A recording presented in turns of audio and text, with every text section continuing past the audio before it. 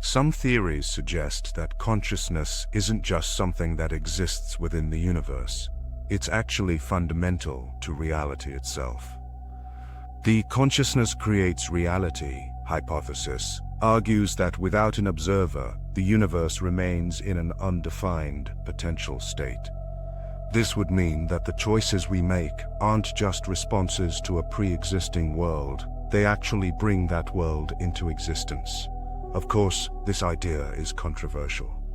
Many scientists argue that consciousness is simply the product of the brain, a sophisticated illusion created by neurons firing in complex patterns. But if consciousness is just a function of the brain, then it too would be subject to determinism, meaning we still wouldn't have free will.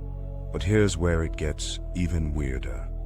Some philosophers argue that instead of consciousness being created by the brain, it might be fundamental to the universe itself, almost like a field of energy that everything taps into.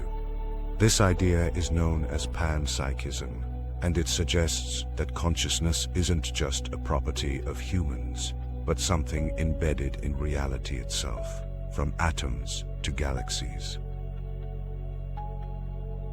If that's true, and maybe free will isn't about fighting against a deterministic universe, maybe it's about aligning ourselves with the creative force that shapes reality.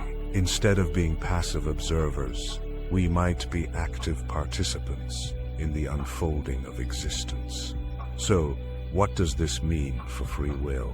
If reality is shaped by consciousness, then perhaps the question isn't whether we have free will, but how much of it we are aware of. Are we simply reacting to unconscious programming? Or are we capable of waking up to the deeper truth that our awareness itself might be the force behind everything? And if that's the case, then the real challenge isn't proving free will exists. It's figuring out how to use it.